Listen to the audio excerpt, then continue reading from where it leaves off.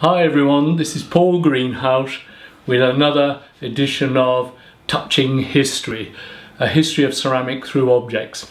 What I want to talk about in this short film is a truly beautiful object which I feel especially passionate about. One of the things I find interesting about this beautiful little figure is that she represents a very important thread in the history of ceramic. We always hear that ceramic is just pots through history, but actually it's also the history of figurines. Our oldest piece of fired ceramic is from 29,000 BC and it's a figure of a woman, a Venus figure. This figure is part of an ongoing long tradition of ceramic figurines, which are often small versions of bigger sculptures. It's a domestic art ceramic. These are for inside the home and they're to do with intimacy. This little figurine is especially a beautiful puzzle. She was made around 1640 from a model and moulds which were produced in 1608. The original sculptor was Guillaume Duprat and he made her in Fontainebleau. Now Duprat was connected to the French court. She's a French lady, and also this style of working and this approach to art really comes to us from the great Bernard Palissy, the great French ceramic artist, perhaps the single greatest ceramic artist of all time. He died in 1590 in prison, but his legacy carried on. Her beautiful face. She's tired and exhausted. She's got someone else's child sucking away her life. She's resigned, but she's also kindly and honest. But what's the greatest puzzle for all of us is, why did she get made? Who would have paid money for this at that time? Which aristocrat or upper middle class member of the bourgeoisie would think it was good to show a tired, slightly sad servant feeding one of their children?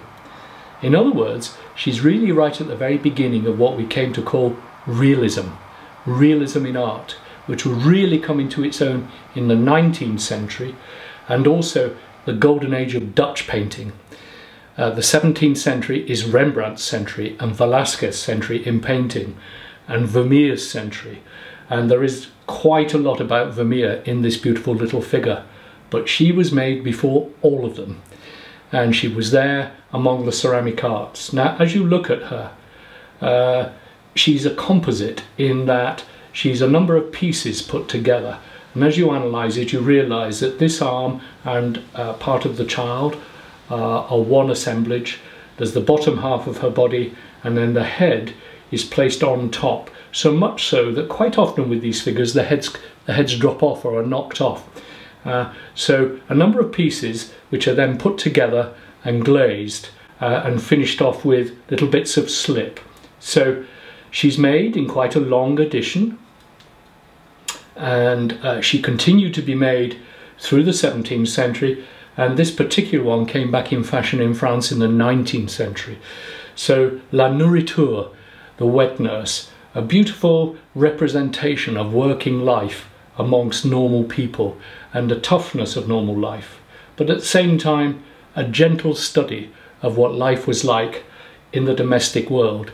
It's very Vermeer, absolutely. It's also very like the brothers Lenain and other French painters roughly of the same era. And I suppose within 100 years, Chardin. So this anticipates the world of realist painting very beautifully.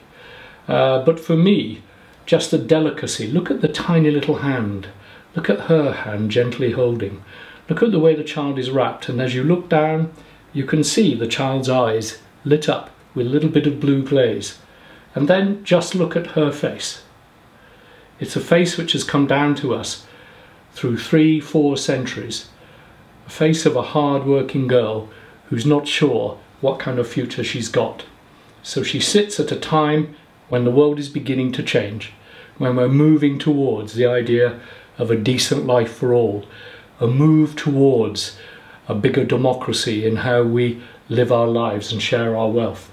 She's a long time before the French Revolution, but when people are making things like this and selling them, you know that change is on the way.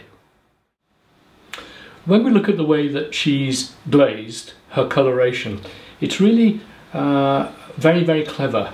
It's a complicated little figure, and everything is really held together by simple blocks of colour. There's no modelling in the colour, there's no illusionistic painting. It's brown, blue, green, solid blocks of colour which hold the figure together. And at the time, we have to say, it would have been the paintress or painter would have been able to do this very quickly. So held together in a classic way. And then when you look at the upper part, you've got the underlying cream, lovely cream colour, just touched up with highlights of blue and black, just a touch in the eyes, and just a very, very slight bloom of pink applied in to make her flesh slightly differently. But really, she's a model of simplicity and directness through the colour.